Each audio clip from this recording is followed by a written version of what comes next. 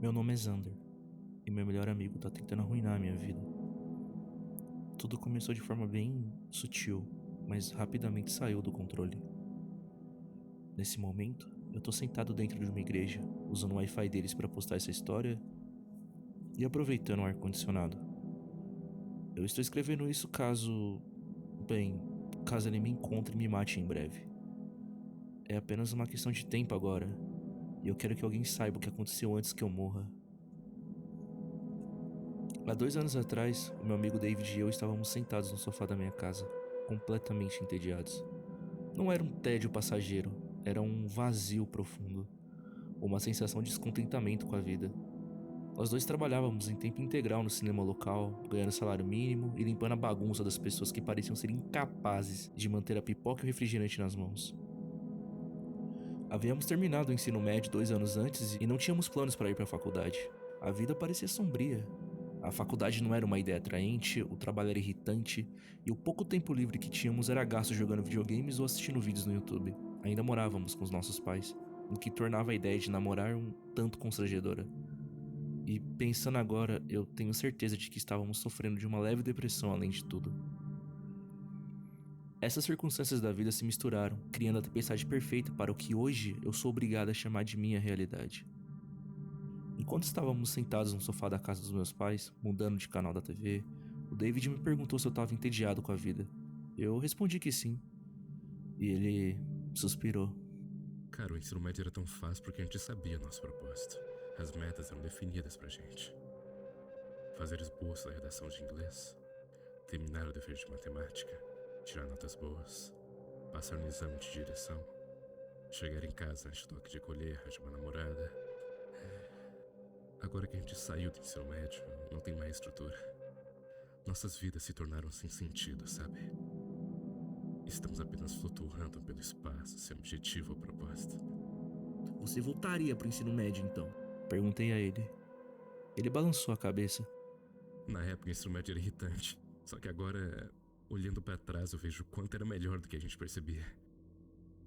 Qual que é a solução então, mano? Perguntei. Ou vamos para algum lugar que tem estrutura que nos entregue o que o ensino médio nos deu. Ou criaremos nossa própria estrutura. Respondeu David.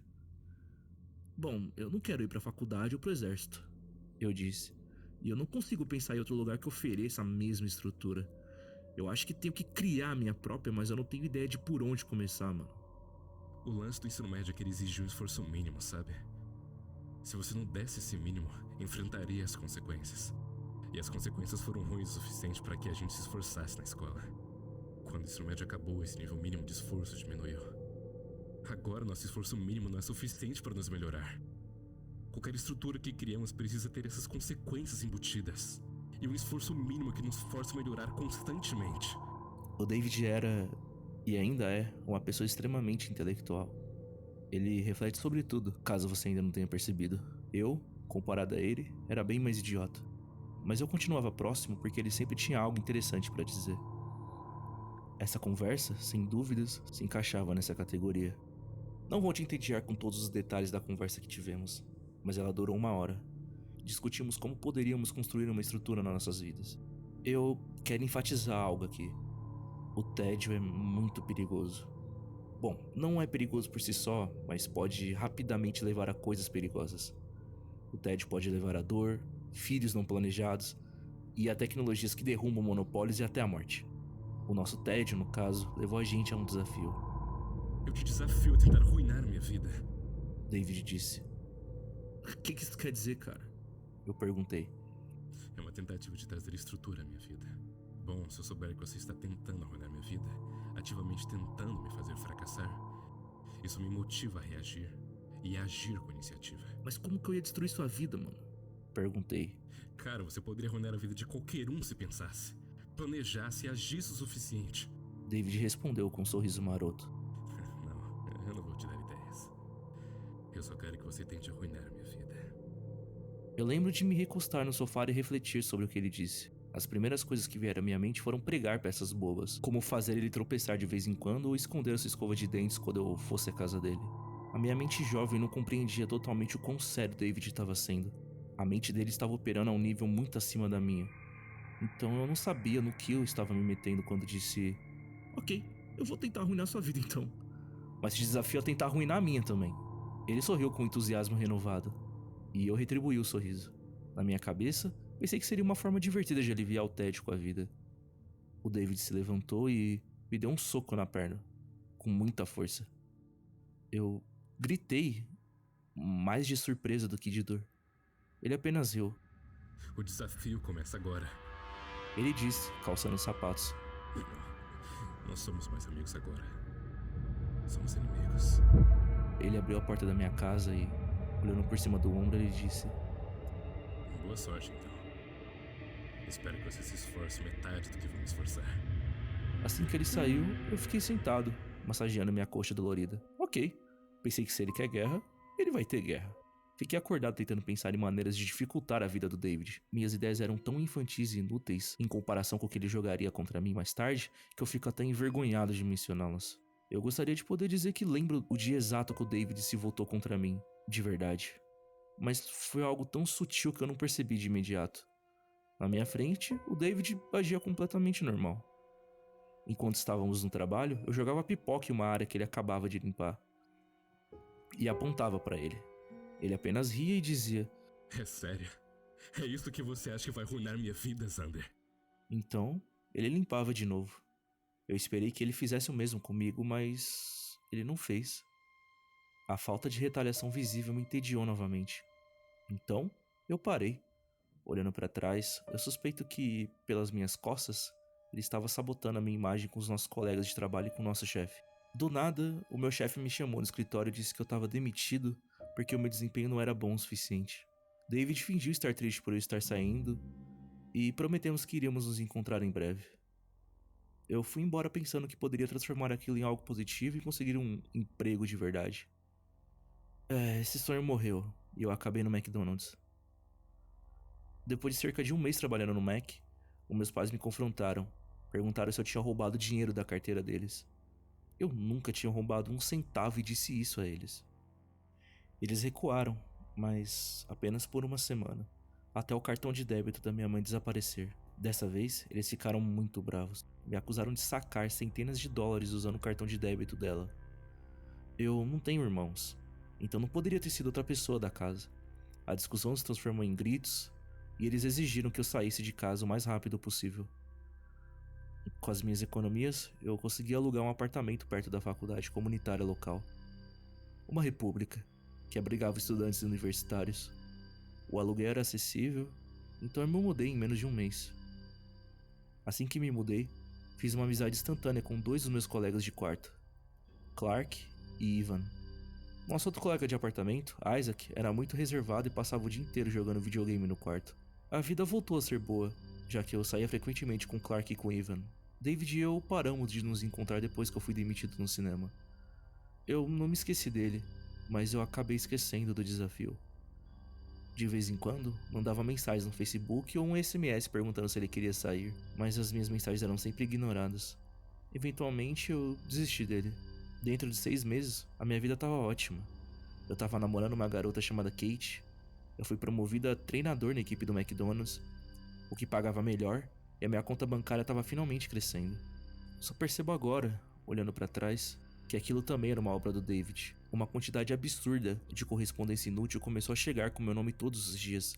Revistas, ofertas de cartão de crédito, anúncios de viagens e até cartas físicas de pessoas reais dizendo que estavam animadas para serem meus novos amigos por correspondência.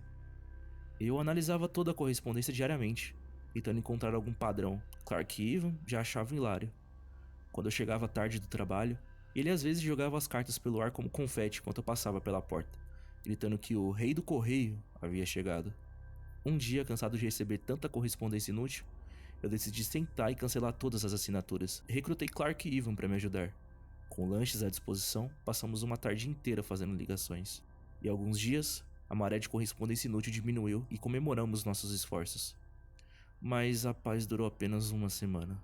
Na semana seguinte, o lixo voltou com força total. Havia o dobro de correspondências de antes, incluindo revistas pornográficas. Não apenas a minha correspondência física aumentou, mas o meu e-mail se tornou intransitável devido às mensagens de spam. O filtro de spam do Google ajudava, mas centenas de e-mails ainda chegavam à minha caixa de entrada. No meu endereço de e-mail havia sido escrito em sites que eu nunca ouvi falar. Clark e Ivan ficaram impressionados com a nova onda de correspondências inúteis. O evento foi apelidado de O Retorno do Lixo, e virou uma piada que Clark e Ivan usavam para me apresentar para outras pessoas em festas. Um dia, enquanto eu navegava na seção Pessoas que você talvez conheça no Facebook, me deparei com um perfil que tinha minha foto, mas com um nome diferente. A conta era pública, com várias postagens pornográficas, posts cheios de palavrões e até elogios a Hitler. Franzi a testa ao clicar nas fotos. Muitas eram as mesmas do meu perfil, mas havia algumas que não estavam na minha conta nem em lugar nenhum online. Eu me sentia muito desconfortável, ainda mais sem me lembrar do desafio que fiz com David. Eu cliquei no botão de denúncia e informei o Facebook que a conta era falsa, seguindo com a minha vida. Acho que foram 3 meses depois que as coisas começaram a piorar. Kate e eu estávamos ficando muito sérios e conversávamos sobre morar juntos. A correspondência inútil continuava chegando, e eu tinha desistido de tentar cancelá-la, jogando tudo direto no lixo. Ivan havia se mudado para uma universidade, e um novo colega de quarto, Jackson, entrou no lugar. Clark e eu tentamos fazer amizade com Jackson, mas ele era parecido com Isaac, que passava a maior parte do tempo trancado no quarto. Um novo jogo foi disponibilizado para pré-venda, e eu me inscrevi usando meu e-mail para reservar uma cópia. Quando eu tentei fazer login no meu e-mail para verificar o código da reserva, eu não conseguia entrar. Eu cliquei em esqueci minha senha e pedi para receber um código no meu número de celular. Esperei que meu telefone vibrasse, mas nada aconteceu. Tentei o processo mais de 3 vezes, sem sucesso. Frustrado, eu decidi tentar outro dia. Sentei no sofá e abri o Facebook no celular. Um pop-up apareceu. Você foi desconectado. Em seguida, a tela foi para a página de login. Achei que tinha clicado em sair sem querer, então tentei fazer o login novamente, mas a minha senha não funcionava. Enquanto eu tava pensando no que estava acontecendo, o meu telefone do nada vibrou. Era Kate. Atendi, mas fiquei muito preocupado ao ouvi-la chorando. Kate? Chamei. Seu covarde! Ela gritou, entre soluços. Você não tem coragem de falar na minha cara? Você tem que terminar pelo Facebook? Kate, o que você tá dizendo? Eu perguntei, confuso. Não se faça de idiota, seu babaca. Você me mandou mensagem pelo Facebook dizendo que acabou, mas tá negando tudo quando eu ligo? Que tipo de jogo que você tá jogando, Xander? Kate, o meu Facebook foi hackeado.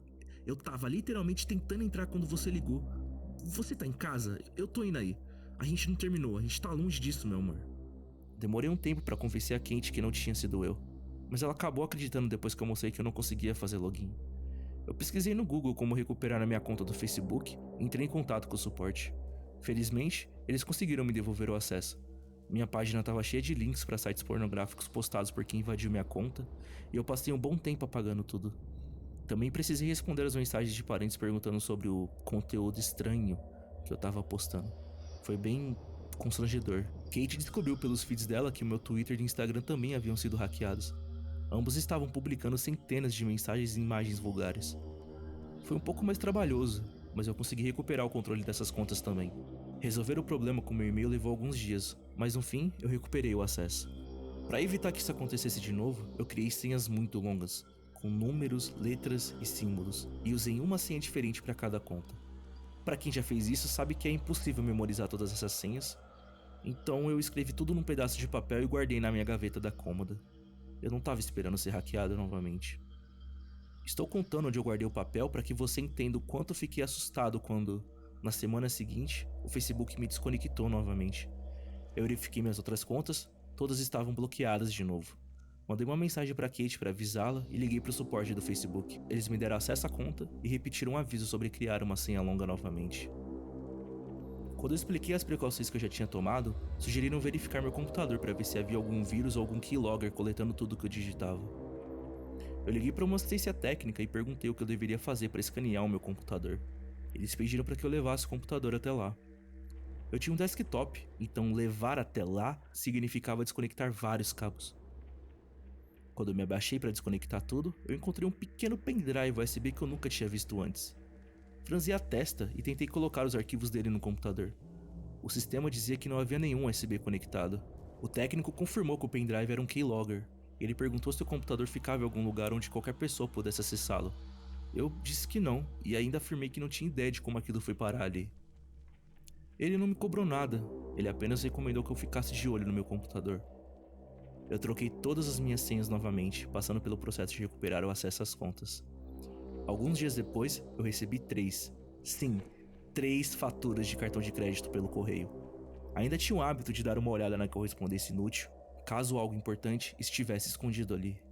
Ainda bem que eu fiz isso, porque eu poderia nunca ter descoberto sobre os cartões de crédito registrados no meu nome. Eu liguei para as empresas de cartão de crédito para informar que havia algum engano.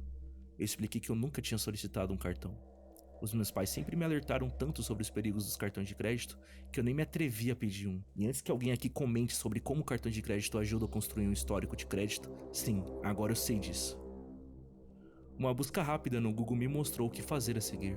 Eu liguei para Equifax, que é uma empresa que calcula a sua pontuação de crédito e informa aos credores se você está apto para abrir uma conta de crédito. Coloquei um alerta de fraude de 90 dias no meu score. Eles disseram que me ligariam se alguém tentasse abrir alguma conta de crédito no meu nome. O atendente da Equifax foi gentil o suficiente para me explicar os próximos passos. Ele pediu para que eu acessasse o meu relatório de crédito online. Se encontrasse qualquer conta que eu não reconhecesse, eu deveria anotá-las e preencher uma reclamação para a FTC, explicando a situação. Depois de enviar a reclamação, eu precisaria apresentar uma cópia dela na polícia e criar um boletim de ocorrência.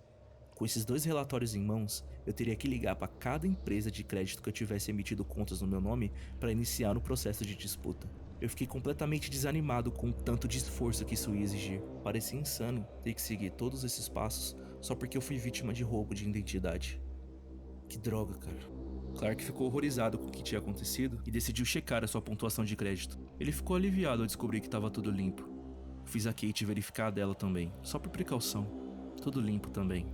Eu vou aproveitar para dizer a todos vocês que estão lendo ou ouvindo isso, vocês têm direito, por lei, a um relatório de crédito gratuito por ano, de cada uma das 3 empresas de análise de crédito. Isso significa que você pode e deve verificar o seu crédito 3 vezes ao ano. Clark e eu configuramos lembretes em nossos celulares para verificar novamente em 4 meses. Eu pedi a Kate para fazer o mesmo. Quando eu descobri sobre as contas fraudulentas, eu liguei para os meus pais para perguntar se eles tinham aberto alguma conta no meu nome. Se tivessem, pelo menos saberia quem era o culpado. Eles me disseram que não abriram nada e prometeram verificar suas pontuações de crédito. 2 semanas depois dessa ligação, o meu pai me ligou de volta. Eles encontraram cerca de 15 contas fraudulentas entre ele e a minha mãe. Eu expliquei os passos que eles deveriam seguir e eles ficaram gratos pela minha ajuda e pelo aviso. Eu sei que isso pode parecer um pouco chato de ler, mas eu quero que vocês entendam como foi insanamente difícil e frustrante lidar com tudo isso. Sério, fiquem de olho nos seus relatórios de crédito e previnam o roubo de identidade antes que aconteça com vocês. Eu havia solicitado às empresas de cartão de crédito os detalhes das transações fraudulentas, e elas me enviaram os extratos pelo correio. Os extratos estavam cheios de compras online. As contas tinham sido abertas há quase 1 ano, e nesse tempo o ladrão gastou cerca de $62 mil no total. Eu fiquei furioso ao perceber que, em 1 ano inteiro, eu só descobri isso porque por acaso abri um dos boletos. Agora eu sabia que as toneladas de lixo no correio eram deliberadas, feitas para que os boletos das contas se misturassem e fossem jogados fora. As primeiras transações eram de lojas como Target, Walmart e etc. Porém, quanto mais eu lia, menos reconhecia os nomes. Um termo me chamou a atenção: Bitcoin. Eu sabia um pouco sobre Bitcoin por causa de algumas postagens no meu feed no Facebook. Tinha amigos do ensino médio que diziam que era a moeda do futuro. De acordo com os extratos, vários milhares de dólares tinham sido convertidos em Bitcoin. Eu comecei a pesquisar mais sobre o Bitcoin para entender o que era e por que um ladrão de identidade o usaria. E resumindo, o Bitcoin permitiu ao ladrão fazer compras completamente anônimas online. Era como se ele tivesse ido a um caixa eletrônico e transformado todo o crédito em dinheiro vivo. Eu percebi que as empresas de cartão de crédito provavelmente jamais recuperariam o dinheiro roubado. Agora, o David tinha uma enorme quantia de dinheiro à sua disposição para arruinar a minha vida. É claro que naquele momento eu ainda não sabia que era ele, só mais tarde que isso ficou claro. Pessoal, o roubo de identidade é um crime muito sério e prejudicaria tanto as vítimas quanto toda a economia. E, embora o roubo tenha sido devastador, a minha vida estava prestes a piorar ainda mais. É tudo que eu tenho tempo para escrever por enquanto. Eu preciso resolver umas coisas sérias agora. Escreverei de novo assim que puder.